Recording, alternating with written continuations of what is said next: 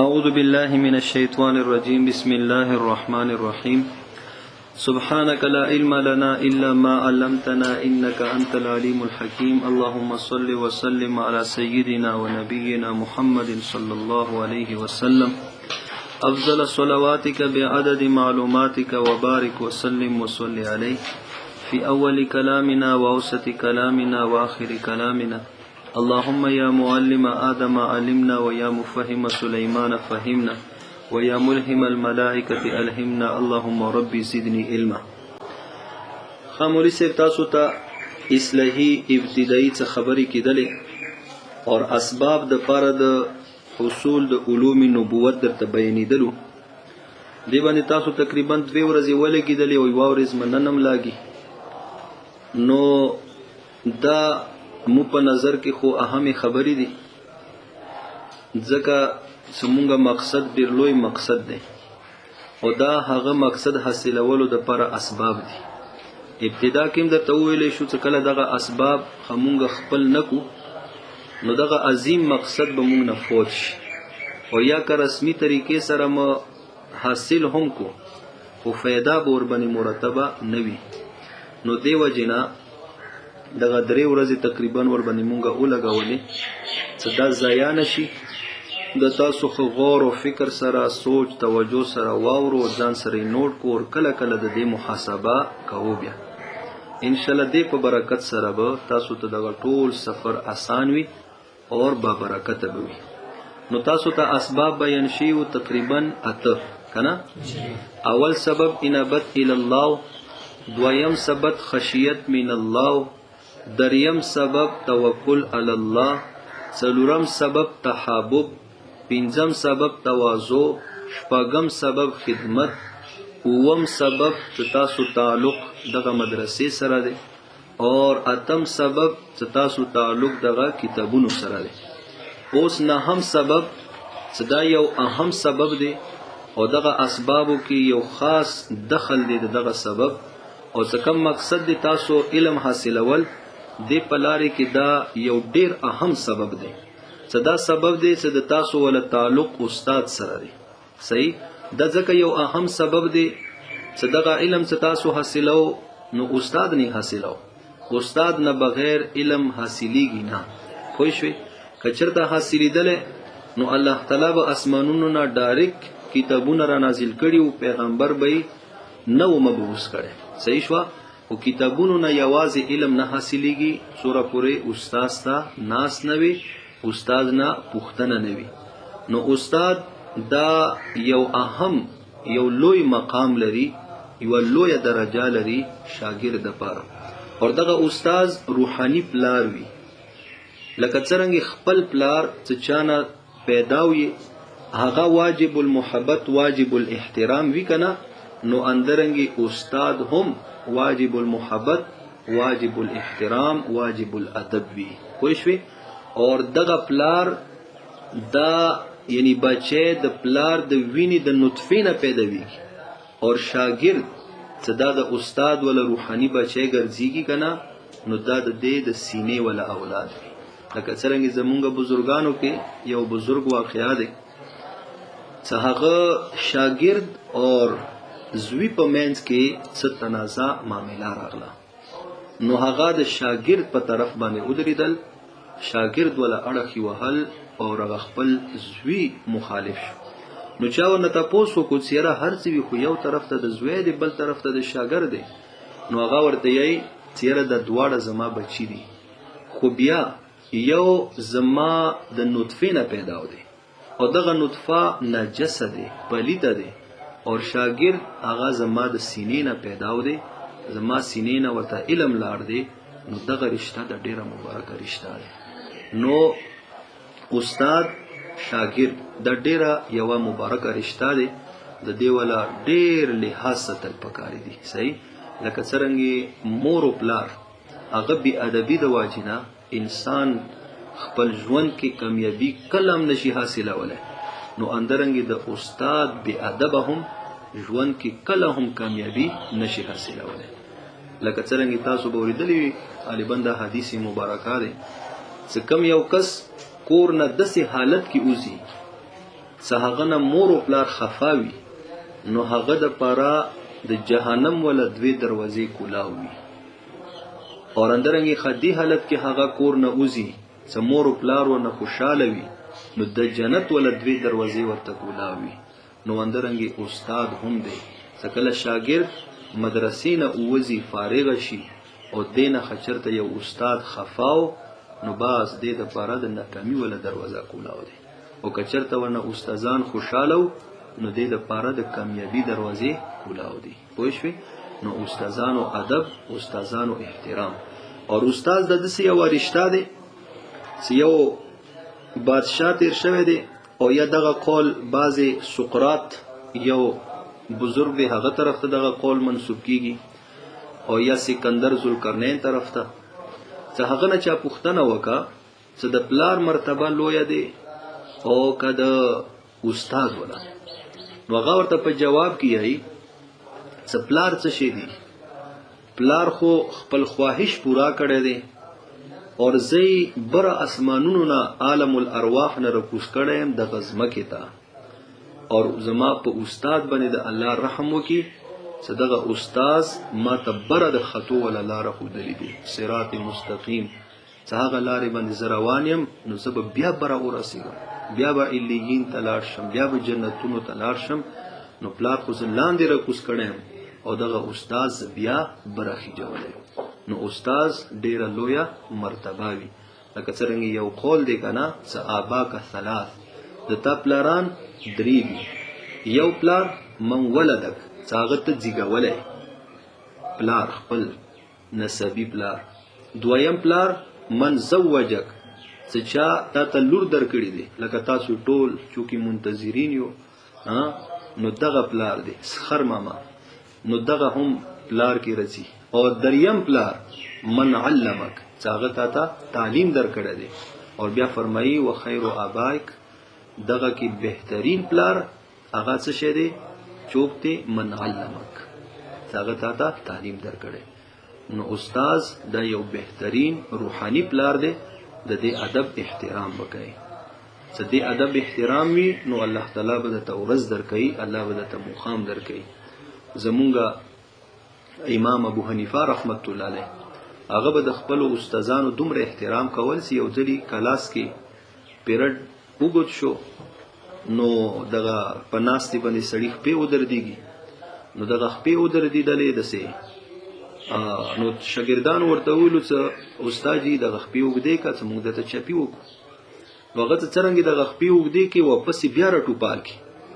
نو بیا وته شاګردانی چې استاد د خپې وګدې کا چې مدته چپی وکړو لګ بدن ته د آرام ملاوي شي او ته د خپې ولې رټوپال کی نو دغه امام صاحب رحمت الله علیه ورته و فرمایل چې اصل کې ماته سوچ راغلو دې طرف ته مخمخ زما د استاد کور دی هغه استاد کور طرف ته زما پېښ وینو دې د واجینا ما د رټوپال کی نو اوس دا مونږ د پاره اریانی خبره ده ځکه استاد کور طرف ته خپې کول نن سبا خو اولاد مافیو کی زه استاد طرف ته خپینه هرڅه کوي پوه شئ نن سبا خو دومره بې ادبه دغه وخت دې د واجب نه مونږ دغه اسباب باندې چې درې ورځې تیرې کې اندرنګ تاسو ته نور استادان به هم اجتماعي خبرېدان دې د واجب نه نن سبا کم نوې نسل روان دي هغه نه دغه ادب بالکل اوزي لګیاله حالانکه ادب زمونږ په شریعت کې د ډېر اهم سیس دی ډېر اهم قرآن مجید راوړا وکنه قرآن مجید کې هم الله تعالی د ادب ول حکم کوي پیغمبر علیه الصلاۃ والسلام متعلق صحابه کرام ته فرمای یا ایها الذین آمنوا لا ترفعوا اصواتکم فوق صوت النبی تاسو کله پیغمبر علیه الصلاۃ والسلام په مجلس کې ناسو نو خپل اوازونه پیغمبر علیه السلام نه ما اوچتو اندرنګ ولا تجهر بالقول كجهر بعضکم لبعض اندرنګ تاسو یو بل ته څنګه اوازونه کو نو درګه پیغمبر علیه السلام ته وزونه ما کو چې پیغمبر علیه السلام ته تاسو د سینما اخلو او بیا به خرابې سره وزي خطا سو د کار نه مان نشو ان تحبط اعمالکم وانتم لا تشعرون تاسو د غټول اعمال به زحبت نو اندرنګ د استاد بی ادبی څه وکنه د څومره د غخوري مهنتونه دي کنه د څومره د صد کړي د هر څه به د تعالی ضایع کی او یقینا نن د شوی دي واقعیات په تاسو ورېدلې وي بیا ډېر تفصیل کې رسی خود دسی خلق شتا څخه ذهانت ولا خو خياران خو عقلمند خو منلی شوی طالبی کې او څه کله استادانو بی ادبی بوا نو بیا لا په داسې ذلیل او رسوا کړی دي چې چوکي په څه باندې اخطا کړی چې بالکل ایمانونه ختم شوی بی ایمانه دنیا نه لاړ دي موږ کوي شیخ صاحب رحمت الله علیه یو خبره کوله یو ځل لاهور ته لاړم نو دغه عوامي بیت الخلګانی څه وی کنه نو هغه ته لارې کې تقاضا پیښ شو نو چې یو کسر سره میلاو شو او ډیر ټینګ او بیره ته ویل چې را ود نه پیژندم لکه سم ورته ویل چې نه مې پیژندل او خیر سترګې مو وغړولې بس لګي چې را بس بالکل لګ مو پیژندل هغه ورته چې تاسو سره کوړي مدرسې کې پاتې شوایم کنه بس بیا مو پیژندل چې او ته پلان کې نه او ته خو ډیر کته دلته سکه نو تا خو ډیر ذهین وی ډیر او غد سي طالبو چې پورا کلاس کې منل شوی طالب وغه و بیا ادب ایزاوغه عبدالحق رحمت الله علیه مفتی فرید رحمت الله علیه هغه باندې به څه کلاس کې اعتراضات کول اشکالات بیره دي د څرنګي دي بیا د بي سره نو به انجام څه شو دومره قابل طالب علم چې به لښینونه صفه کولو او ایمان هم لاس وینځل او ایسي شو نو دې د واجنه ادب لمن دا کله هم نه پریږدي نو امام صاحب رحمت الله علیه خبره تا کوله خپل استاد کور طرف ته خپې نه کوله او دغه اریانی خبره دی ورکی چې دغه کور د دې درزګه سره ټچ نه وخه لکه اوس ګوره د مناسب کنه یره د موږ استاد کور دی نو دې طرف ته تخپې نه کوي څا او به معنی یره استاد کور دی ته استاد ناسوي چې دغه درزګه او د استاد کور په مینس کې وو کورونه فرق سورہ وو کور فرق خو وو کمرې نه وو کور فرق نو د دې حساب ولګاو کنه دې طرف ته ځای یو کور بل وو کور فرق او بیا استاد کور طرف تخپی نه کوي خو الله ته ځکه خو مقام ورکو کنه نن سبا مردم شماري وکړه څلور واړو امامانو مردم شماري وکړه چې ټولو نه زیات مقلدین هغه زمونږ د امام صاحب رحمت الله علیه ولري څلور واړو امامانو کې وندغه د ادب ول نتایج دي کنه چې څومره غړ ائمه کرام دغه درې وړه امامان څوک دي یا د امام صاحب بره راست او یا د شاګردان دي پوه شي په خبره لوی محدثین دا د امام صاحب رحمت الله علیه بره راست او یا د شاګردان دي اندرنګ مولانا قاسم نانوتوی رحمت الله علیه یعنی مونږ خدا بیا یو چیرې دا زمونږ سیری د مشر استاد دی او دا استاد دی یره دی استاد نه خو منم خپلان کې سی وړو کې ونی کتاب یاله او سی څو ورځې راتلله او سی هفته لاس ورځې میلی نور د سی مو استاد نه دی تاسو ورېدلی کې طالبان کنه دا سی استاد نه دی به د څو ورځې سره پاتې شه په دوی ورځې سبق مو نه لري خپلان کې وډاونه لري سلام مو نه لري یا کتاب زیات شی استاد باندې لوړو به د مترغلو نه بلکې زمونږه کابرینو مولانا قاسم نانوتوی رحمت الله علیه په باره کې قاری طیب صاحب رحمت الله علیه خطبات حکیم الاسلام کې لیکي چې یو چوړې او بنګي دغه مسلیان څه وي او غیر مسلمان وي نو لټرینونه څه سبقي بیت الخلاګانې چې کله هغه راغله د مدرسې بیت الخلاګانې به هم صفه کوله نو مولانا قاسم نانوتوی رحمت الله علیه چې کله هغه ولیدله نو هغه ته ودریدلو او چې کله هغه راغله د چهره رنگ به ادب احترام د واجب نه خپل یو چهره جوړیږي اقا شانتي چهره بشو نو ایت تاسو نو شو چیرې د خو یو چوړې دی مصلی دی بنګي دی غیر مسلمه دی نو تد دی ادب احترام کې تو داري او تابن یو hebat راشي نو هغه ورته ویل چې دا یوې مسلې کې زما استاد دی وجه نه زده دی ادب احترام کوم هغه مسله څه خنزیر متعلق څه مسله و چونکی خنزیران د غیر مسلمه خلک ستي نو هغه متعلق ماته یو مسله و مدینه پښتنه وکړه دې مسلې کې زما د استاد دی نو دی وجه نه زده دی قدر احترام د دې ادب کوم نو د استاد ادب احترام وکړي استاد ادب احترام سره ډیر څه ملوي یو استاد دعاګانې څه واخلي څنګه مور او پلار دعاګانې سړی مخ کې بیاي کنه نو اندرنګ د استاد دعاګانې لکه ګوره حضرت ابن عباس رضی الله تعالی عنهما دا وړو کې ماشوم چې پیغمبر علیه الصلاۃ والسلام دنیا نه پرده فرمایله دغه وخت کې دی لاس یو لس کال عمر دوره وړو کې عمر کې خو د استاد نبی علیه الصلاۃ والسلام خدمت ادب او دعا وا چې الله ونه رئیس المفسرین جوړ او رئیس الفقهاء جوړ کو صحابه کرامو کې فقها او صحابه کرامو کې د ابن عباس رضی الله عنه او مفسرینو کې خو هغه یو امام دی نو خدمت څنګه چې یو شپه ابن عباس رضی الله عنه ویلو چې را نن شپه ز پیغمبر علیه الصلاۃ والسلام سره تیروم چې زه د هغه د شپې معمولات وګورم، زه به سبا امت ته بیان کوم چې پیغمبر علیه السلام د شپې دا معمولات. نو پیغمبر علیه السلام څخه کله راپاره ته زه بهر ولاړم حجرې نه، څه کوي یاره چې زه خدمت ته راغلی زه تاسو خدمت وکړم. نو بس لاړم او د څه دپاره اوبه راواخیستلې، د خدمت مو وکړلو، جانماز وغیره وغیره. نو بیا یې چې نبي علیه السلام زه خپلې سینې ته رجوع کړم او ما ته دعا وکړه چې الله د تا سینه کولاو کړي، الله ته فقاهت نصیب کړه. نو ما هغه وجه وه 11 کاله عمر کې پیغمبر علیه السلام نه جدا شو او څومره لوی مقام ورته الله تعالی ورکړ. نن زمونږ دعاګانې غواړو یاره استاد دې دعا راته کوه، یاره مولوي صاحب دعا راته وکړه. دعاګانې غواړه کلام دعا ما وړه څه حاجت وي بېله خبره دی، خو دعا خله دعا د اخستو شی دی. دعا څه کله واخلې که نه به دغه دعا قبلیږي، وختو دواګانې نه قبلیږي. از دوا راته وکړه مولوي صاحب شپه ورځ درته دواګانې وکړي پوه شوې، هغه دعا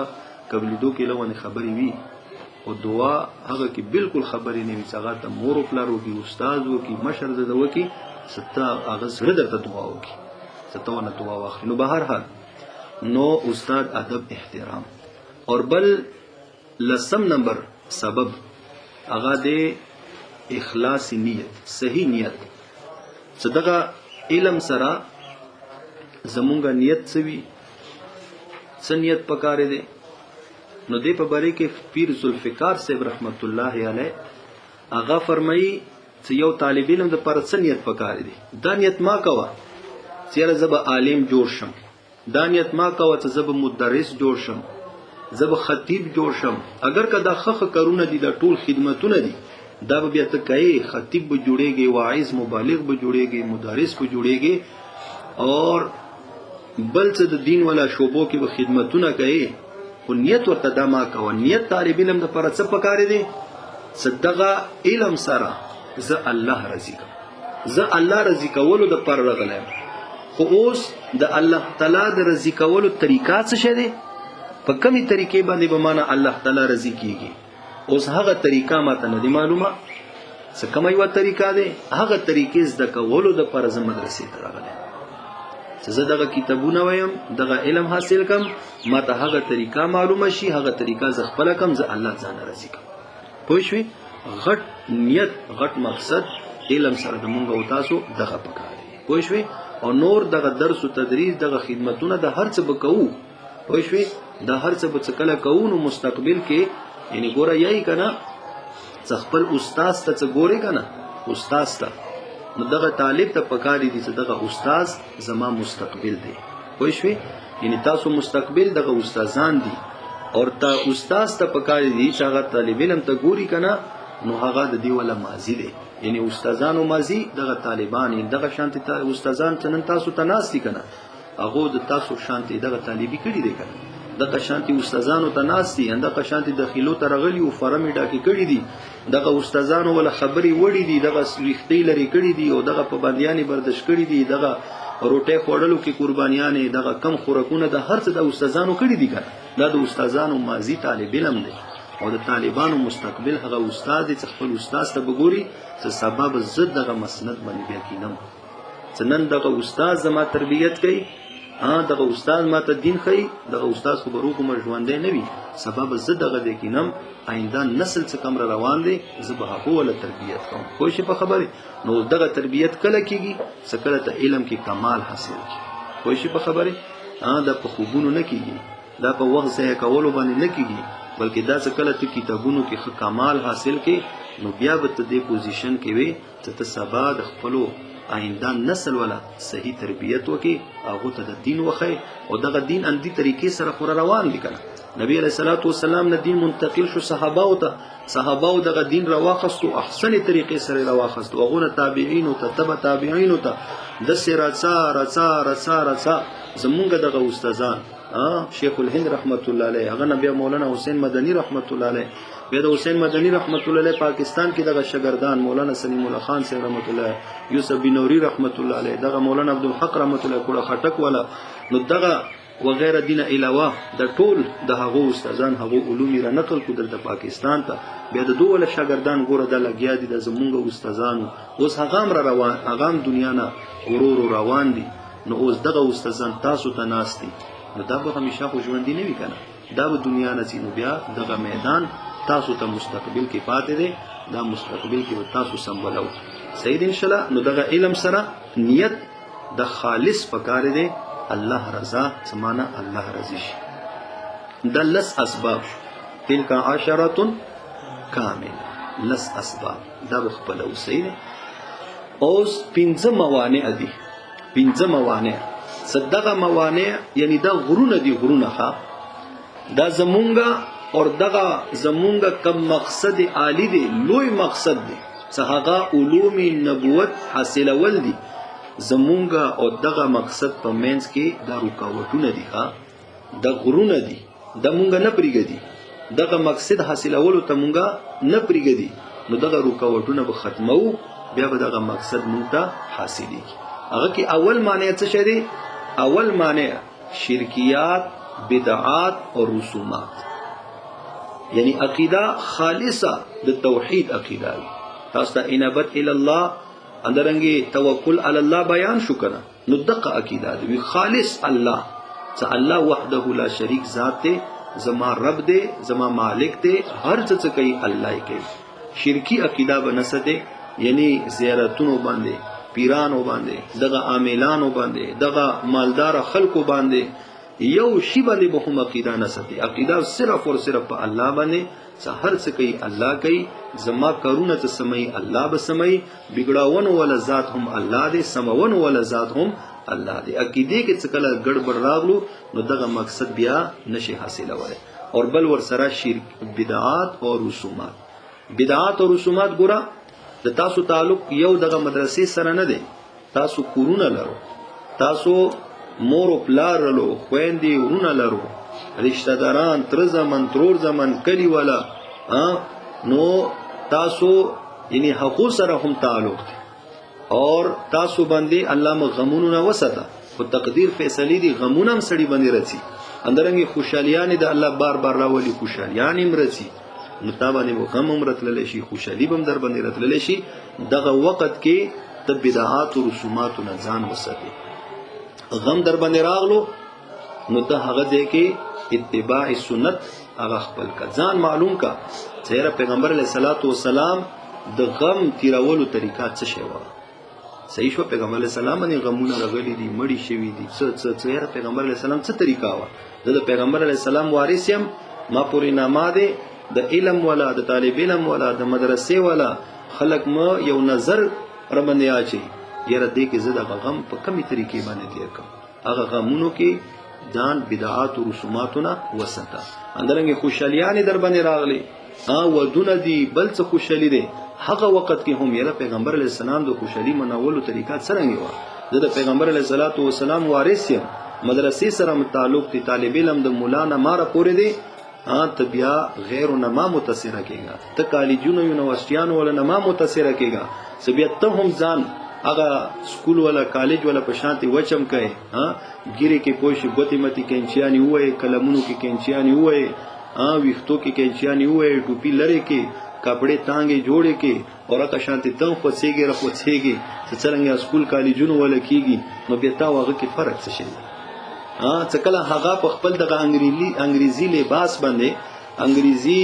ویختو جوړاونو باندې ګيري کې ډیزاین کولو باندې نشرمېږي هغه د انګریز مشابهت دی نو ته د پیغمبر علی السلام وارث یې نو ته د پیغمبر علی السلام په لباس باندې ولې شرمېږي ته د دومره باندې واده د درې ورځې واده ته خپل پړګې ورته لري کې ته ټوپی ورته لري کې ته ګیره ورته واړه کې اندرنګي ته نور کپړو کې ته تبدیلی راولې ولې کې دسي ته په کار هغه ځان طرف ته راوړې څنګه کله په انګریز مشابهت باندې نشرمېږي نو ته پیغمبر علی السلام مشابهت باندې ولې شرمېږي نو درنګي خادیانو خوشالیانو کې هم ځان دغه بدعات او رسوماتونه ستل اور اندرنګي غمونو خوشالیانو نه علاوه هم مونږ او تاسو دغه کم ژوند دي کم طالبي دي د وخر باندې تیریږي کنه دي کې دغه بدعات او رسوماتونه ځان ستو بدعات او رسومات نه د غیر ول طریقې دي خپل رهن سهن خپل لباس خپل ویخته خپل هرڅ د سنتو مطابق جوړ کړه صحیح دا د علماء کرامو یعنی خپل اکابرینو په نقش قدم باندې کا ګوره پړګې وال دي کنه سبا زمونږ طالبان بالکل پړګې نه وای پړګې دا د علماء کرامو یو شعار دی دا زمونږ اکابرینو یو نخښه دی کوئی شوي دغه پړګې سره عالم خلګي طالب علم خلګي دغه پړګې ځان باندې لازم کو طالب علم د لپاره ګوره 3 شیزونه لازمی طور سره پکاري دي او دغه دسي پکاري دي چې هر وخت سره نمایي یو پړګي وهل یو جیب کې مسواک او یو جیب کې تسبیح څکله تروان وي تلاس کې تسبیح وي څه خلک دا ګوري دا نه سبق واخلي څنګه دغه غیر یا انګریزانو مشابهت ول سکولونو کالجونو ول دغه پیشنونو ول دا نه شرمېږي په خپل فیشنو مې ته ولې شرمېږي ستا پړګي وهلې وی لاس کې د تسبیح وي او دس کې مسواک وي درنګ د دسي کارونه چې دی یو خاص تسوي په معاشره باندې دې سره به تخپل یعنی هغه معاشره کې د دین ولا پرچار نشو اشاعت ور سره کوي کوئی شي په خبره نو دغه بدعات او رسوماتونه ځان ساتل او دویم معنی دی بد اخلاقی نه ځان ساتل بد اخلاقی دا یو لوی معنی دی بد اخلاقی څه شی دی بد اخلاقی دا دی لکه جنگ جګړې کول کلاس کې مدرسې کې یو سره نه خطلې بل سره نه خطلې یو سره زیاړي زورل بل سره زیاړي زورل یو سره خفغان بل سره خفغان غیبتونه چغلخوري او سپک ناروا مجلسونه فحش خبرې د ټوله بد اخلاقیانو کې رسي پوښي اندرنګي تندی باندې هر وخت دولس بجاوي طالب در سره خبره نشي کولای هر وخت غصه کوي نو د ټوله بد اخلاقیانی دي نه دسي اخلاق په لول پکاري دي طالب علم د پاره چې تک کلاس کې یو مثالی طالب علم دی چې شلو کالو بعد تخپل کلاس ولا ملګری وګوري هغه د تاوله تعریف وکیاله د پلانکې مولوی سیم نه دی د زمونږه کلاس ویلو پاتې شوی څالور 15 کاله شپږ کاله مونږه شریکی پاتې شوی یو ډیر خسته اخلاقی دی ډیر خط طالب مونږه نو اوسه پوری کلاس کې یو طالب هم نه وخپاشه نو درنګي اخلاق درنګي مدرسې کې اندرنګي محتمم درنه خوشحال استادان درنه خوشحال ناظم درنه خوشحال د مدرسې نور انتظامیه ټول درنه خوشحال چې یاره د زمونږ د مدرسې طالب علم شپږو اته کال د دې تیر کړی دي او ډیر د خسته اخلاق او خوند درنګي مثالی اخلاق د خپل اول پکاري دي پوه شي په خبره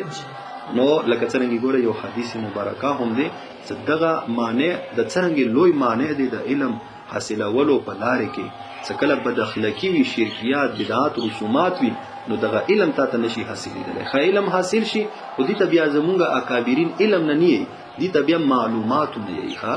سکله علم هغه علم وي چې هغه علم نافع وي اندرنګ هغه علم چې تاسو د عمل کولو توفیق میلاو شي او تابع الله تعالی د تدریس ولا په مسند باندې کینی دا نه الله تعالی بیا د دین ولا کار واخلي دغه څه کله تاسو نصیب شي کنه نو دا بیا صحیح دی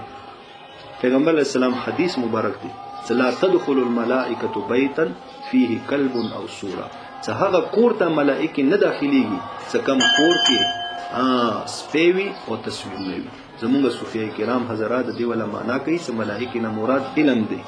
بیت نه مراد طالب علم ولا سینا دی قلب نه مراد بد اخلاقی دی او صورتن تصویرونه نه مراد د شرکیات بدعات رسومات دي نو څه کمی سینې کې بد اخلاقی وي کمی سینې کې شرکیات بدعات رسومات وي نو هغه سینې ته علم نه داخليږي خوښ نو دینه ځان ساتل اندرنګ دریم معنی هغه تباغض دی تباغض باب تفاعل یو بل سره بغض کول کینا کول او د تحقیق هم تاسو ته نورو اسبابو کې ځای په ځای باندې وشو یو بل سره کینا نه کول یو بل سره مینا محبت ول تعلق ساتل اندرنګ څلورم معنی هغه د تحسد باب تفاعل یو بل سره حسد کول حسد څه شي ته حسد تعریف داري څه طلب د زوال د نعمت د محسود نه یعنی تا چا سره حسد دی محسود د با اسم مفعول صيغه دی طلب د زوال نعمت د محسود نه دا د حسد یعنی ګوره تا یو طالب علم ملګری دی هم کلاس هغه ته الله تعالی استعداد ورکړی دی هغه ته الله تعالی ذهانت ورکړی دی حافظای کوي دی خسته اخلاق دي استادانو باندې ګران دي استاد ته کلاس کې د هر ټکی ولا جواب ورکړي پوزیشن یې رسی مدرسې کې اخلاقی خستادي خدمت کې هر یو شي کې او ته هغه سره حسد کوي بیا حسد کې دوه مرتبه دي یو قبیح یو اقبح قبیح دا دی چې یا له دینه دغه صفت واخلي ماته راکړي او اقبح دا دی چې یا له دیني واخلي ماته راکړي او کنه راکړي نو دا انتهایی بد شی دی طالب علم سره به حسد نه کوي پوه شي په خبره یو بل سره حسد نه طالب علم د پر غیبت پکاره دی غیبت څه شي دی چې ته یو طالب علم کې یو کمال ګوري استعداد یو خسته صفت د هغه سره مقابله وکړه چې درنګي صفت په زغ په ځان کې راوړل څرنګه استادانو باندې دا طالب علم ګران دی درنګ اوصاف ز خپل کم څه ز په استادانو باندې ګران شه ز په محتمم باندې ناظم باندې اندرنګ د مدرسې عاملې باندې مدرسې کې زه یو مقام جوړ کم ځکه ما ودی کې فرق څه شي دا انسان دی زم انسان یم بلکې هم عمر یو د دید وسترګي مات وسترګي دید وغوونه مات وغوونه دی الله تعالی دماغ ور کړی ما ته الله تعالی دماغ ور کړی ما ودی کې فرق څه شي او فرق څه شي هغه باندې سوچ وکړه یاره ما کې فرق دا دی زه همت نه کوم زه مهنت نه کوم دا مهنت کوي همت کوي نو مسته شروع کړ هغه سره مقابله وکړه نو غیبتا کوه دا څلور شو اور پنځم مانع هغه دی غلط نیت دا د صحیح نیت کې بیان شو غلط نیت سره به علم نه حاصله غلط نیت علم کې څه شی دی علم کې دا دی چیرې ته وې چیرې سند رته ملاو شي وفاق سند رته ملاو شي نو سرکاري نوکری برته ملاو شي ها سند رته ملاو شي بهر دوبۍ ته بلاشم التب امامت رته ملاو شي یاره سند رته راوي نو بیا خصیاست ولا شوق دی وی یاره کونسلری ته ودرم ها ځکه سکول نه خواصه خدای والے پاتې لسم دولسم نه دی پاس خو ساو د علم ولا سند حاصل کا سبب ام پی ته ودرم مینه سینیټر ته ودارنګي یا کومه دی بعضی خلک داوی سپلارانی ملایان وی جمعه کې امام وی یا مدرسې محتمم وی نو اوس هغه خو یو لوی د خزانه دی ها یو بینک بیلانس دی د پلار ول شکرانی ګوري ها هغه اوشر ګوري د غنم ولا روشي ولا سرسایي ګوري او د شکرانی او د پټ موټي یرا څخه ز علم حاصل نه کوم د خور شمانه پاتې دي نو بیا خو ما امام نه لګي مې را بس د کې علم تراشي چې د علم حاصل کړو دا غلط نیت صحیح نیت سره علم څه شي تمانه الله رضی شي او زه مستقبل کې د هدایت نمونه وګرځم نو د لس اسباب شو پنځه موانع شو نو دا تاسو ولي کل ځان سره نو د دې ولا تکرار هم کو ځان سره اور کله کله د دې ولا محاسبه خپل ځان سره کو نور به ان شاء الله سبانه مستقل خپل کوم ترتیب د درس او تدریس دغه اصول التفسیر به یو څو ورځو کې بیا ان شاء الله تفسیر او دغه خبره هر پیریډ کې د ځان ته یاد ساتو ولرم